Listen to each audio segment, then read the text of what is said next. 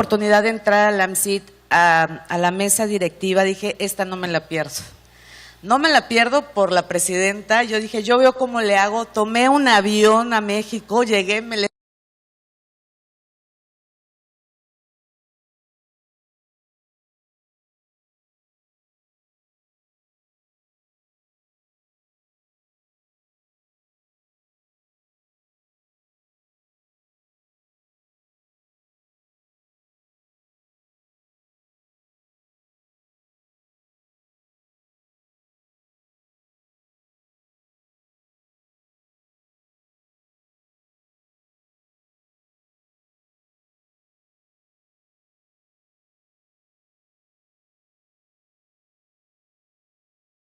tenemos esta oportunidad, pero sobre todo de tenerlos reunidos a todos. Y Silvia es un caso muy importante para mí, porque aparte de que ya es mi amiga, es una gente que yo respeto y admiro muchísimo por su presencia en el extranjero. Es bien importante eso porque ella no lo dice y luego uno tampoco anda investigando, pero es una de las mujeres más respetadas en el tema de museos.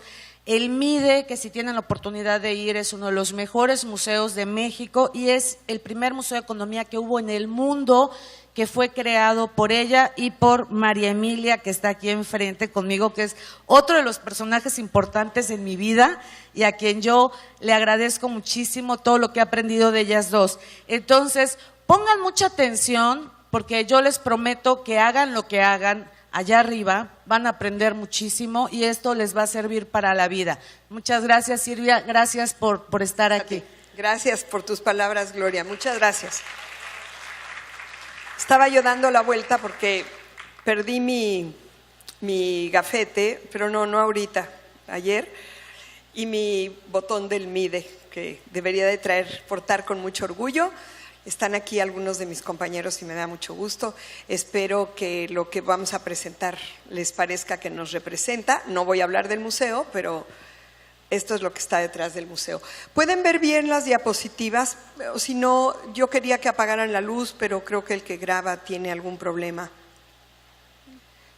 Pero si pueden apagar ahí, pues a mí me gustaría para que vean bien las diapositivas. Muchas gracias.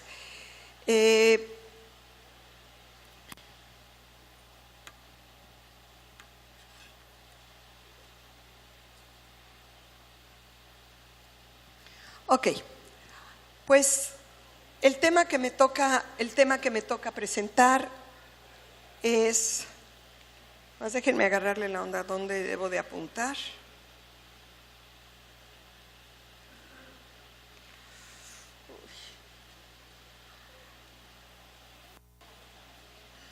Es que es horrible. ¿Me puedes pasar la siguiente, por favor? A ver si le pueden… ¿Estaba apagado? Es posible. Sí, gracias. Ok, entonces a mí me toca hablar de una visión de futuro y del valor del pensamiento crítico en nuestros espacios. Como hay muchos estudiantes, yo quisiera hablar del valor del pensamiento crítico en la vida. Y porque es tan importante para la vida, es muy importante para nuestros museos. Entonces, ahí podría decir el valor del pensamiento crítico en la vida. Y los de museos deberíamos de asumirlo como algo importante para el museo. Bien, de veras, insisto en que si me apagan esas luces se los agradezco. Gracias. Eso, perfecto. Yo no me muevo de aquí. La que sigue, por favor. Ok, si queremos hablar del futuro, pues tenemos que empezar por visualizar el presente. ¿En dónde estamos y qué debe buscar el museo hoy? Creo que la voz crítica y contundente de los expertos en cambio climático de hace unos minutos nos dice que de verdad debemos de preguntarnos qué es lo que busca el museo hoy y en dónde estamos. Hacia dónde debemos ir es algo fundamental y es un asunto individual, pero también es un asunto de todos. Es importante para saber hacia dónde deben ir los museos poder contestar estas tres preguntas. ¿Quiénes son nuestros públicos meta? ¿Para qué estamos aquí? ¿Y qué está pasando en el mundo? Porque los museos somos una ventana del patrimonio. La vieja porque ya está vieja, pronto van a publicar una nueva, pero la vieja definición de qué es un museo dice que el museo es un espacio en donde se resguarda, se estudia y se muestra el patrimonio natural y el patrimonio no natural de la humanidad, el tangible y el intangible, o sea, todo. Debemos de preservarlo, de estudiarlo y de mostrarlo. Quedémonos con esa definición que, aunque tenga mucho tiempo, tiene sentido. ¿Para qué queremos hacer esas tres funciones si no tenemos en cuenta a nuestros visitantes? O sea, lo que realmente nos transformará es tener en cuenta quiénes son nuestros públicos y una conciencia muy grande de para qué estamos aquí. La siguiente, por favor. Es muy chocoso decir la siguiente, por favor, pero pues ni modo no. A ver, ahí está. Muy bien.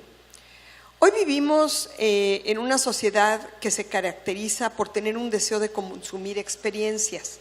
Todos nosotros deseamos consumir experiencias. La gente más joven desea consumir experiencias por encima de consumir productos.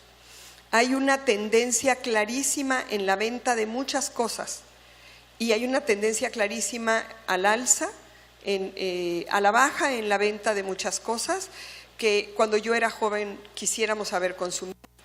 Y ahora hay una tendencia a la alza del consumo de experiencias. Ponemos nuestro dinero en las experiencias antes que en los objetos. Además, la forma en la que nos comunicamos hoy día nos obliga a tener esta necesidad de satisfacción inmediata. No podemos esperar por las cosas. Tocamos algo y necesitamos que reaccione. Queremos una información y debemos de tenerla en ese momento. Estamos ávidos de rapidez y necesitamos participar de manera directa. Nos sacamos fotos en todos lados donde estamos, posteamos nuestra opinión. Somos personas que queremos participar de manera inmediata. Hay mucha gente que dice que estas tres características son muy malas. Yo no creo que sea así. Yo simplemente creo que son tres características y que no reconocerlas pues nos impide comunicarnos, sobre todo con la gente más joven que nosotros. Nuestros visitantes, potenciales o reales, se encuentran frente a una enorme oferta de estímulos. Pueden hacer muchas cosas antes que llegar a nuestros museos. Y así tengamos nosotros los mensajes más importantes del mundo, ¿por qué tendrían que llegar al museo?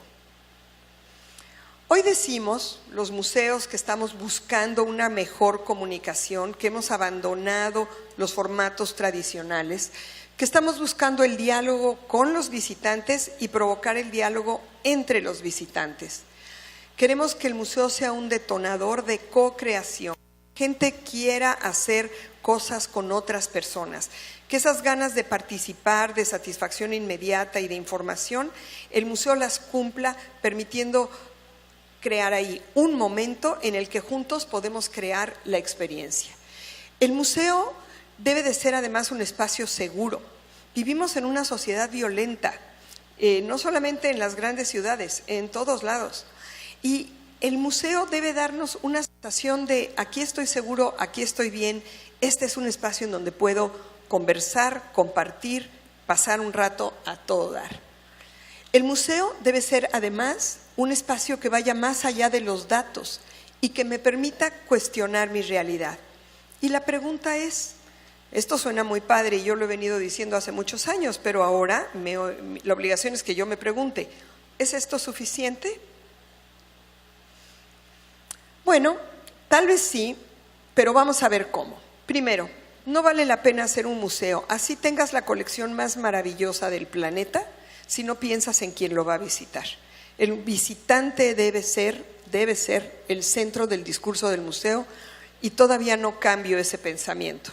Igual pasan cosas y cambiaré mi pensamiento, pero en este momento creo que el visitante y no la temática y no el mensaje, el visitante debe ser el centro del museo.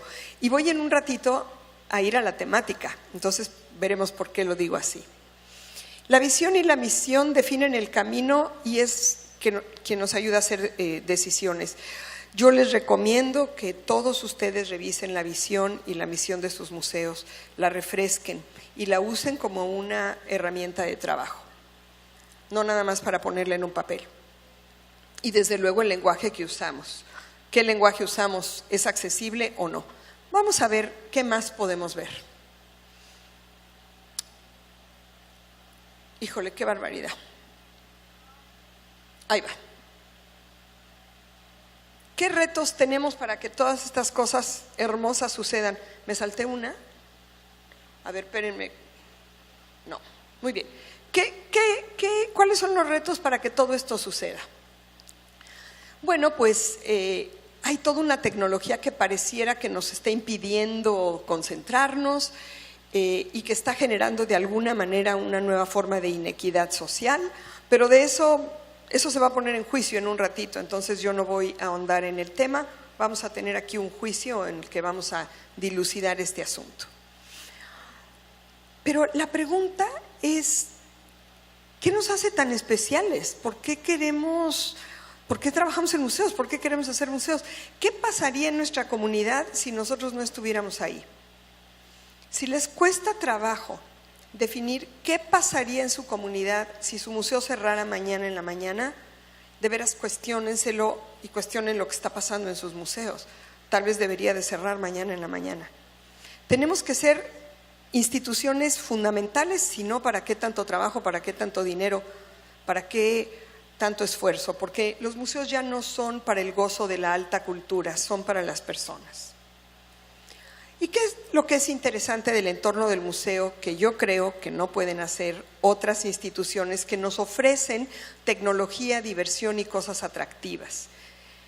En primer lugar, el museo puede presentarnos ideas familiares en un contexto diferente. Yo ya había visto esto en la calle, pero no me había dado cuenta que esto era importante para mí o que esto tenía que ver con esta otra cosa, ¿no? Veamos, cuando hablan, por ejemplo, los temas complejos de física, estoy viendo al doctor Santaley aquí, uno puede decir, no, pues qué interesante tema, pero si el tema está puesto en términos de mi vida cotidiana, de mi realidad, es un tema probablemente conocido, puesto en un contexto diferente. O en un contexto normal, mi casa, la calle, ideas diferentes. ¿Por qué no usan ropa color negro con la intensidad en esta ciudad, con la intensidad en que la usamos en la Ciudad de México? Bueno, el color de la ropa es algo común, el contexto es distinto. Hablemos del color negro y de qué pasa con la luz y el calor con el color negro. Entonces, el museo, cualquier tipo de museo, no nada más los museos de ciencias, somos una especie de espejo en el que nos vemos reflejados, nos debemos de reconocer en las cosas que hay en nuestros espacios. Tenemos que tener esa capacidad. Si seguimos mostrando temas, esta es la tabla periódica y está ordenada de esta manera y empezamos por este elemento y terminamos en este otro y los pesados están abajo y los inertes están a la derecha y los reactivos están a la izquierda, y a mí eso como para qué me importa. Pero si yo pongo esa tabla periódica en términos de mi realidad, puedo reconocerme. Y también puedo ver otras realidades, reconocer a otras personas. Paco Taibo hablaba de la otredad en su conferencia. También el museo puede hablar de la otredad. Somos una ventana a través de la cual miramos a las otras personas y sus realidades.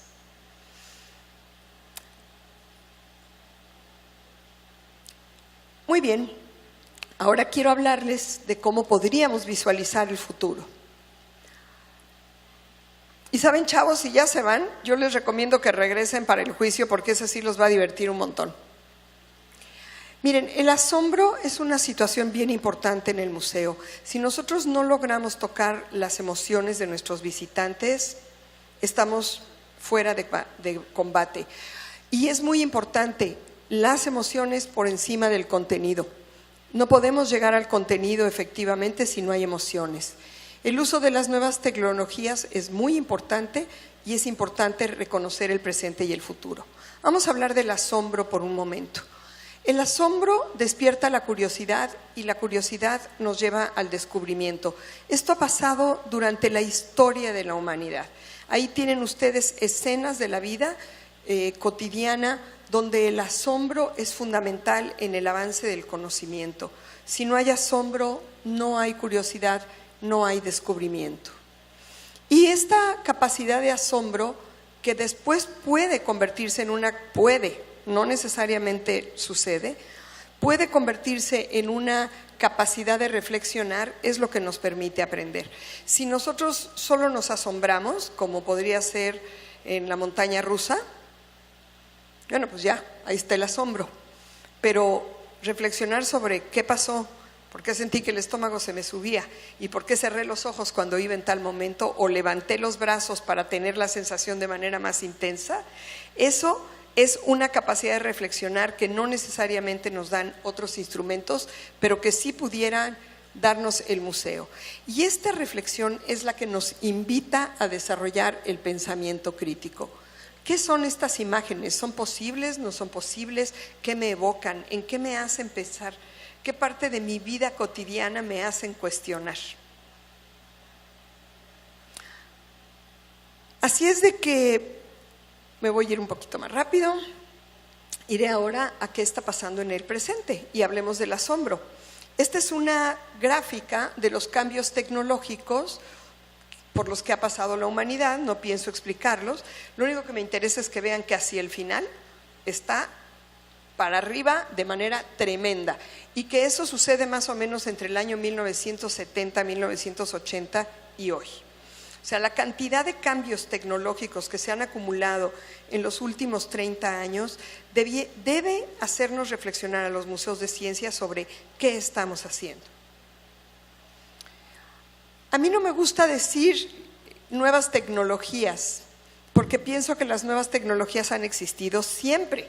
Siempre hay una tecnología que es nueva. Entonces, no porque yo no haya estado en la época en la que se tallaron los primeros cuchillos, no puedo, o elementos filosos, dejar de decir que esa fue una nueva tecnología revolucionaria. Permitió cubrirnos con pieles y cortar la comida y poderla digerir y masticar de una manera diferente. Esa era una nueva tecnología. A mí me gusta más hablar de tecnologías emergentes que acaban de llegar. Por ejemplo, las nuevas tecnologías o las tecnologías emergentes nos ayudan a operar de manera distinta y creo que hoy día más que nunca es clave que estamos operando de manera diferente porque estamos usando tecnologías que así nos lo permiten. Estas tecnologías nos ayudan a hacer un tejido social totalmente distinto y ya me estoy metiendo en el terreno de lo que viene, me voy a ir muy rápido, pero solamente quiero sacar de aquí que el uso de estas tecnologías crean una red social, hay un tejido social importante y hay una voz para los que queremos tener voz todo el tiempo. Y hay una forma de personalizar nuestra experiencia para los que queremos personalizar nuestra experiencia. Y yo creo que nuestros visitantes todos quieren hacer eso. Y luego me hace pensar, de verdad, ¿por qué no somos acerca del contenido? ¿Por qué estoy tan negativa con el contenido por el momento? Porque el contenido hoy día está en todas partes. Ustedes pueden tener acceso a contenido de calidad más o menos correcta, con enorme facilidad. Lo importante es tener una herramienta, es más importante tener una herramienta que me permita discernir si ese contenido es el bueno o es un contenido que me distrae. Ese es el problema. Yo les voy a contar una historia. Cuando yo en el año de 1980 como en 1900, sí, como 90, digamos, más o menos por ahí, me aboqué a hacer un proyecto para el Museo de Historia Natural de la Ciudad de México, que ya estaba tan viejito como está ahorita, se veía igual de viejito. Y entonces, mi preocupación principal era, ¿cómo vamos a hacer para que los niños y los jóvenes de la Ciudad de México que no conocen el mar, lo puedan escuchar, lo puedan ver? Ustedes han de pensar que yo estaba loca de hacerme esa pregunta, pero es que no existía el Discovery Channel y no había en la televisión programas que pudieran retratar el mar. Cuando mucho podías ver el mar en una película. Viajar al mar y ver el mar para una persona de la Ciudad de México era una aventura de proporciones prácticamente extraterrestres, y la gente ansiaba tener esa experiencia. Hoy día, prácticamente todo mundo, independientemente de dónde viva, ha visto y ha escuchado el mar. Estar en el mar es otra cosa, estoy de acuerdo, pero por lo menos tiene la referencia visual y auditiva. Y bueno, pues las redes nos cuentan un montón de mentiras, ¿no? ¿Se acuerdan de todos los memes de no era penal?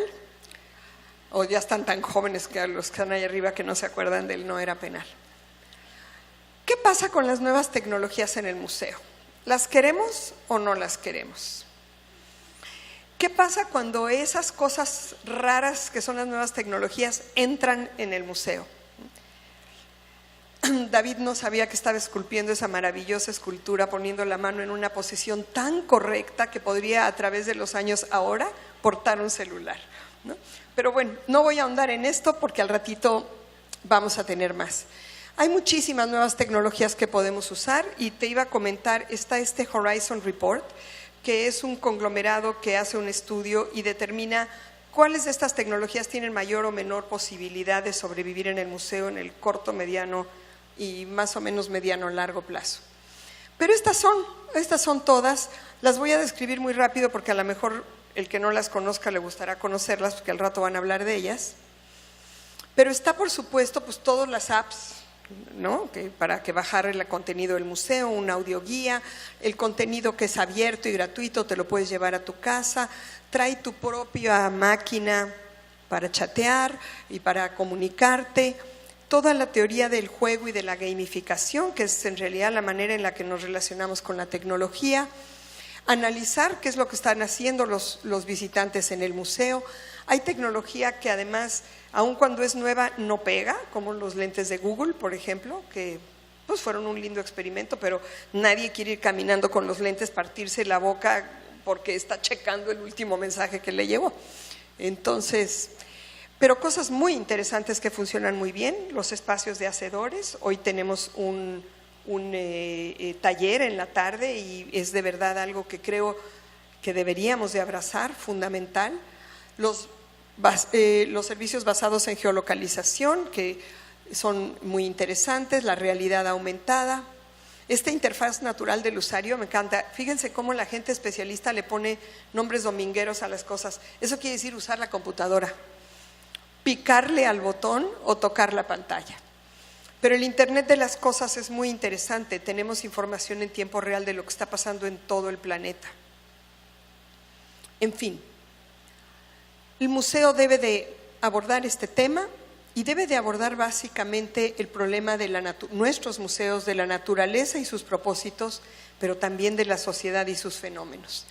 Entonces, cuando ponemos al visitante en el centro de la acción, pues entonces puede pasar una cosa interesante, puede surgir el diálogo.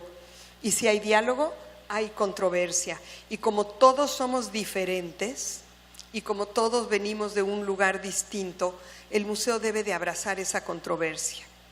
Los museos de ciencias, la mayoría, han cometido el pecado de presentar a la ciencia como una verdad absoluta. Y eso es terrible, porque la ciencia es justamente lo contrario.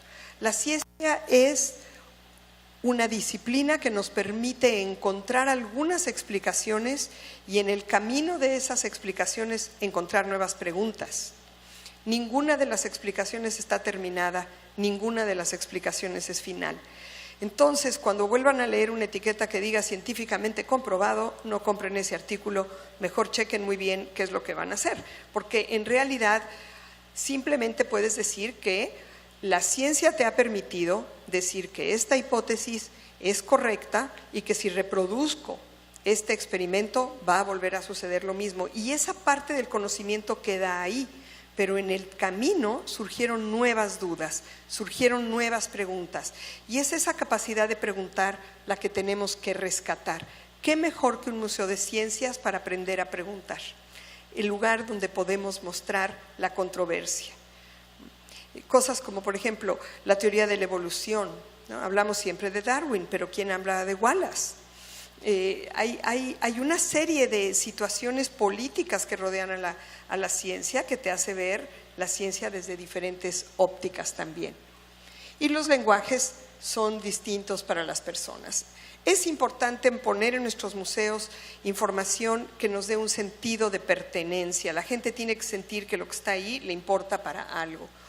Y desde luego, a mí que me comprometí para hablar del futuro, pues en realidad no voy a hablar del futuro porque el futuro está aquí hoy. Y lo que yo voy a decirles les puede parecer algunas de estas cosas como de futuro, pero en realidad están ya en el museo o en la vida cotidiana y deberían de estar en el museo. Entonces, vamos a ponernos a ver qué es lo que ha pasado. Esta velocidad de cambio en la tecnología y en la ciencia ha sido realmente un asunto muy importante, una característica muy importante. Vean, quiero que observen el número de años que hay adentro de cada cuadrito azul. La primera revolución industrial, estas son las 4 revoluciones industriales que ha habido en el mundo. Este es un análisis que es el análisis con el que trabaja el Foro Económico Internacional.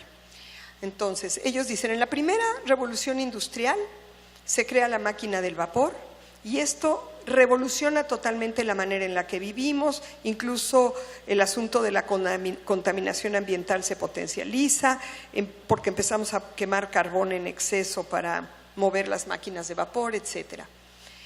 Pero para que la máquina de vapor llegara a la mayor parte o a las partes que en esa época se consideraban las más importantes del mundo, por supuesto que había todo un mundo que no estaba integrado, pasaron más de prácticamente 100 años para que la máquina de vapor estuviera al alcance de las personas, entre que se inventó y entre que se usaba de manera más o menos generalizada. Después viene la segunda revolución industrial caracterizada por la industrialización. Ahí ya nada más son aproximadamente 50 años, entre que empezamos a producir en cadena, en una cadena productiva y producir mucho de lo mismo, hasta que todos ya estábamos consumiendo cosas hechas en producción industrial. Fue un poco más rápido. Y además aquí está también la electricidad, ¿no? La electricidad fue fundamental. Después el desarrollo tecnológico que ha estado siempre presente, tiene un boom importantísimo en los últimos 30, 40 años del siglo pasado. Y ahí se inventan todas las cosas que usamos hoy día. Las gentes que tienen 30, 35 años de edad, cuando nacieron no había microondas, bueno, mucho menos yo, ¿no? Pero no había microondas, no había celulares, no había fax, mucho menos internet, no había muchas cosas que están en la vida de todos todo el tiempo. No había CDs, no había la posibilidad de llevar tu música contigo, en fin. A partir del año 2000, este desarrollo tecnológico siembra una serie de instrumentos de comunicación que nos hacen vivir de manera radicalmente diferente y además aparece el Internet. Entonces, ¿dónde podemos buscar como museos de ciencia y tecnología, ante este crecimiento tan rápido y esta adopción tan rápida de las tecnologías por el ser humano? ¿Dónde están nuestros temas? ¿Dónde los podemos encontrar? Ustedes pueden decir, oigan, yo estoy en una ciudad pequeña o yo estoy en una ciudad muy grande, pero no tengo acceso a los científicos, no tengo acceso a los tecnólogos, no tengo acceso a los asesores. ¿Dónde voy a encontrar los temas para renovar a mi museo? Además, olvídense de que no tengo dinero, porque eso es otro tema de otra plática, pero ¿dónde voy a encontrar la información? Yo creo que es muy importante abrazar, estar enterados los temas, las prioridades en el mundo que definen los grupos colaborativos de investigación y de pensamiento. Y hay que informarse de los temas que están trabajando la comunidad académica local y que le importan a las personas de nuestra región. Yo voy a hablar de 2 grandes grupos que me parecen los centrales para hablar de futuro y del valor del pensamiento crítico. Los objetivos del desarrollo sustentable, que mencionaba la doctora Carabias, que son estos, y que tienen cambio climático como uno de ellos, por supuesto, probablemente el que rige a los demás, pero tiene muchas otras prioridades urgentes. Por ejemplo, la educación de calidad, la salud, el hambre, la búsqueda de hambre cero para el año, para dentro de 15 años, ¿no? Otros importantísimos, trabajo decente y crecimiento económico. No podemos tener crecimiento económico a base de trabajo que no es correcto para las personas. Reducción de las desigualdades y en especial la igualdad de género. Producción y consumo responsable. Paz, justicia e instituciones sólidas, además de los que siempre tratamos nosotros. Acciones por el agua, vida subterránea, vida en los ecosistemas terrestres, ¿no? Pero fíjense qué importantes son los otros también, porque si no tenemos este conjunto bastante bien pensado, pues estaremos en problemas muy serios. Ahora veamos qué es la cuarta revolución industrial, que era ese espacio que trataba yo de definir con el simbolito de la arroba. El Foro Económico, Davos en el Foro Económico Mundial, han estado analizando cuáles son las tendencias que están ya cambiando nuestra manera de vivir. Si nosotros queremos presentar en los museos cosas relevantes, tenemos que hablar de esto. En primer lugar, ellos lo dividen en 3 entornos: el mundo físico, el entorno biológico y el ambiente digital. Estas podrían ser las 3 salas de nuestros museos y ahí podríamos mostrarlo todo. El mundo físico, la inteligencia artificial, los materiales nuevos. Esta es una lista nada más para acordarme de lo que les quiero decir, pero ahí no está todo lo que es, ¿no? Por supuesto. Los vehículos autónomos, la impresión 3D, la robótica avanzada, todo esto está cambiando nuestra manera de vivir ya hoy. Cirugías complicadas se realizan se hacen unos escaneos primero y después se hacen unas impresiones en 3D de los tumores y los lugares del cuerpo donde están albergados, y ahí se practica la cirugía antes de escabecharse al paciente. Entonces, este tipo de aplicaciones, piénsenlas, no nada más juguetes o cosas que yo quiero imprimir en mi casa, cosas que pueden servir. Todo este asunto de las prótesis, por ejemplo, ¿no? Que seguramente han leído. El entorno biológico, todo lo que tiene que ver con la biología sintética. La ciencia genómica. En la biología sintética tenemos la capacidad de producir alimento para que no hubiera una sola persona con hambre en el planeta.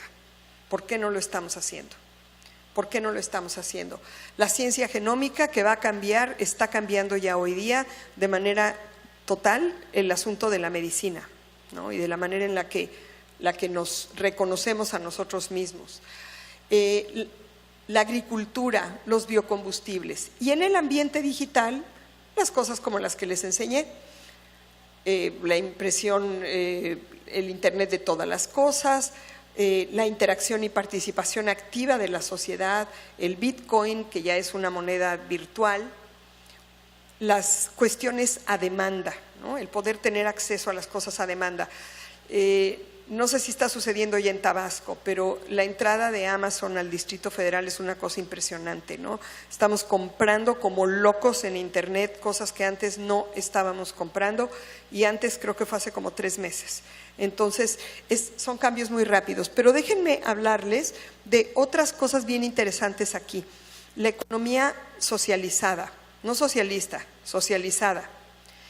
Cuando tú sacas tu teléfono y pides un Uber, tú estás empleando a una persona, esta persona te está dando un servicio y tú estás manejando tu economía, tu dinero, obteniendo un servicio de mejor calidad por menos precio, con todas las críticas o no que le pudiéramos hacer.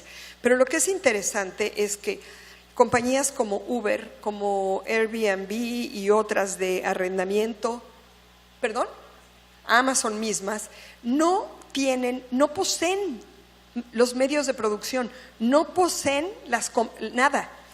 Airbnb, que es un sistema para rentar casas o habitaciones en cualquier parte del mundo, no posee ni una cama, ni una almohada, ni un par de sábanas, pero tiene más cuartos rentados por noche que toda la hotelería del mundo. Entonces, este es el poder de la socialización, y esto es lo que, sin lugar a dudas, nos va a hacer y nos está haciendo cambiar nuestra manera de vivir. Y aquí prácticamente termino, pero quiero enseñarles esto. Se distorsionó un poquito la imagen al cambiar la computadora, pero esto es lo que a mí más me importa y prácticamente llego aquí con mi plática al punto al que quería llegar, pensando cuál es el futuro de los temas que tenemos que tratar en el museo. Estos cambios del mundo físico, del entorno biológico y del ambiente digital están trayéndonos cambios tremendos en la sociedad. Y uso la palabra tremendo por su tamaño, no porque sean malos o buenos. El mundo físico, crecimiento y salud.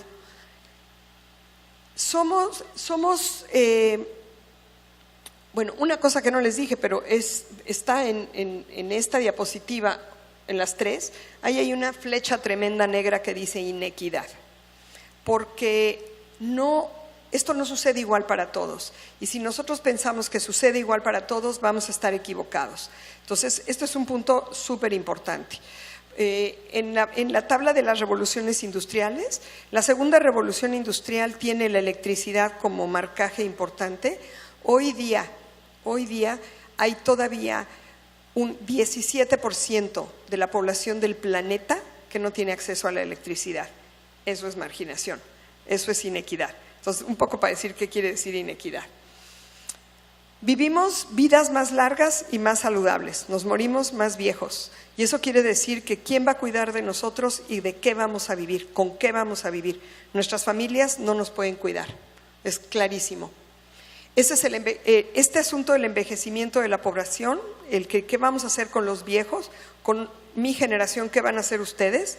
Porque yo pertenezco a la generación de los baby boomers y somos muchísimos.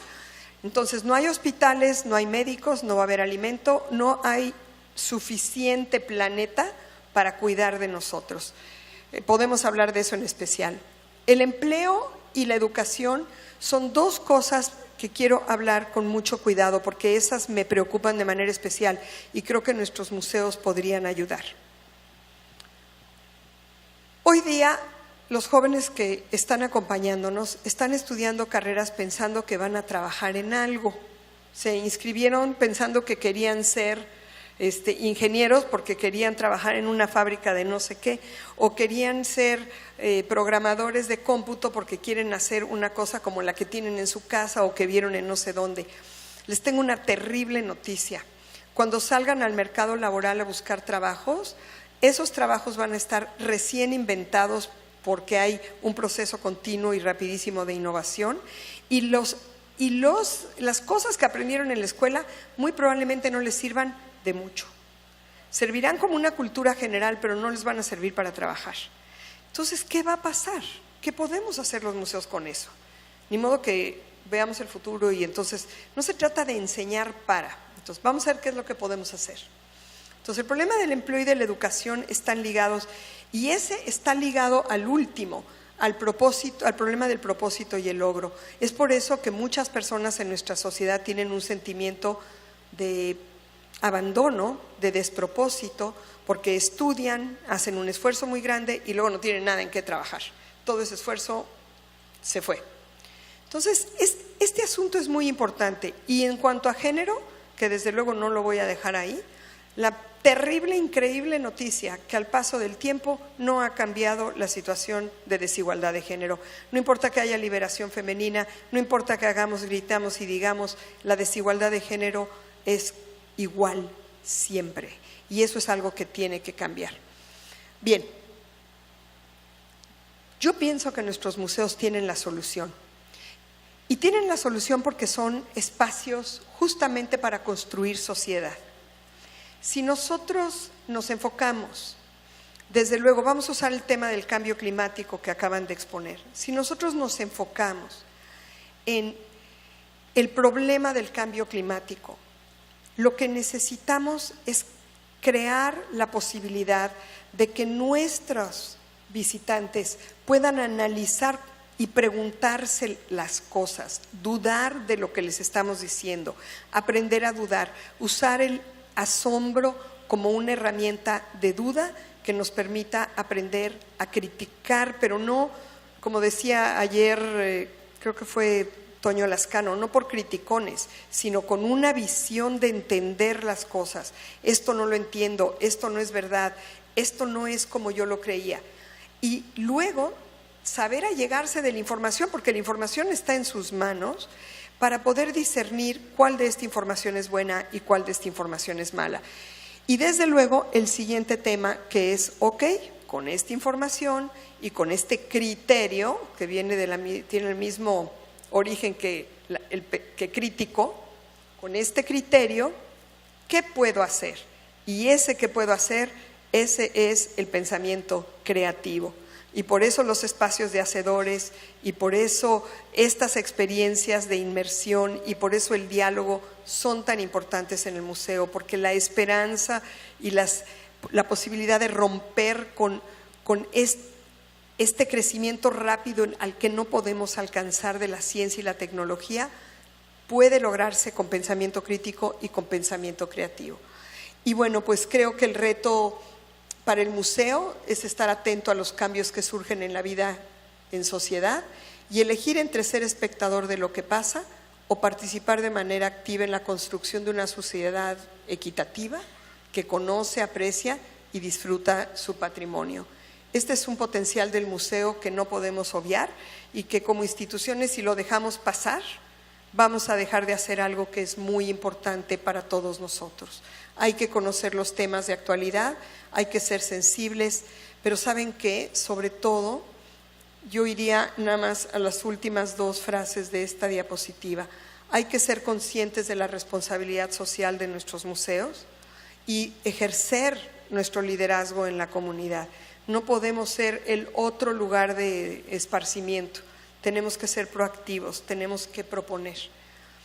Y bueno, preguntarnos qué pasaría si no estuviéramos ahí, ¿no? Entonces, concluyo con esta diapositiva, en donde creo que es el pensamiento crítico que nosotros con nuestras actividades, con la interacción, con nuestras ofertas y propuestas de diálogo podemos crear, y esto es nuestra aportación a una sociedad con mayor bienestar. Creo que nuestros museos son espacios ideales para que esto florezca, y creo que el museo debe ser exactamente eso, un espacio seguro para conversaciones difíciles. Debemos de atrevernos a tocar esos temas. Los demás están en internet. Muchas gracias.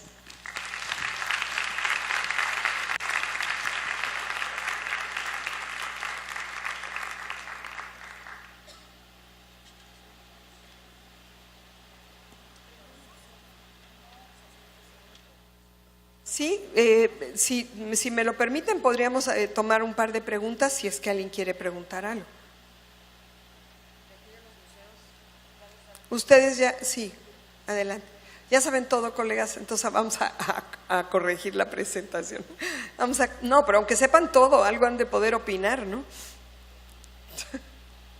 No, pero para nada lo sé todo, ¿eh? No, yo quería preguntar porque nos habló mucho acerca del pensamiento crítico, pero ¿considera que ese pensamiento crítico está ligado con invitar al visitante a actuar, a apropiarse de ese pensamiento crítico y de la información que la podemos apropiar y encontrar en internet? Pero ese pensamiento crítico entonces va ligado con la invitación a actuar.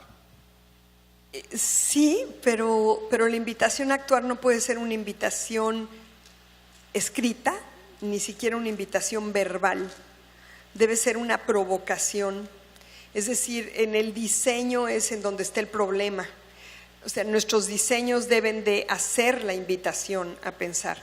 Porque cuando tú le das una instrucción a alguien, piensa, o duda, o critica, o ahora inventa, pues es muy difícil. O sea, en realidad creo que es lo que vienen a hacer al museo, lo que debe tratar de animar esto. Entonces, creo que tenemos que analizar nuestras experiencias pensando en que éstas puedan hablar de alternativas, no presentarlas como verdades finales.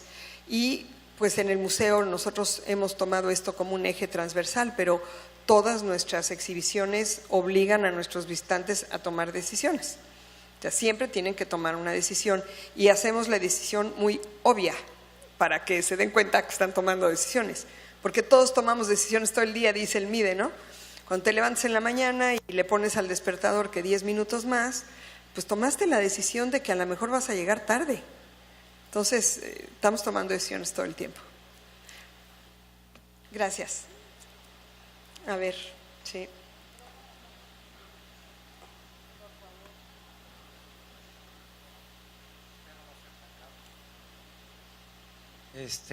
Yo quiero hacer un reconocimiento importante a la labor de Silvia, del MIDE, y quiero destacar un aspecto fundamental que tal vez por su modestia no lo mencionó, pero prácticamente el único museo que se evalúa de manera permanente es el MIDE.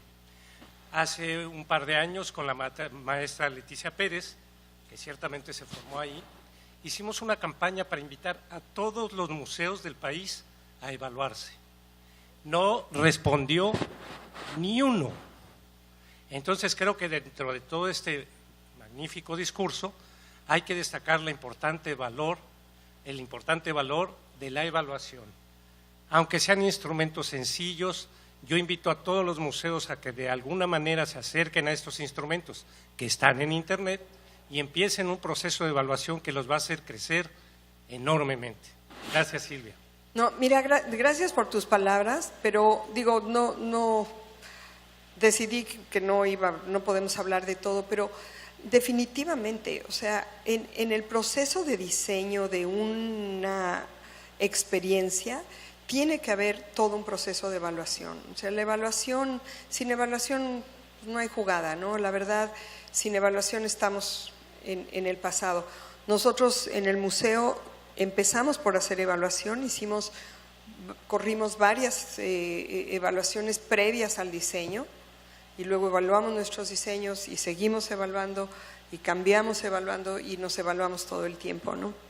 Así es de que sí, yo creo que tienes mucha razón, es un tema fundamental. Bueno, pues muchísimas gracias por su tiempo y su atención.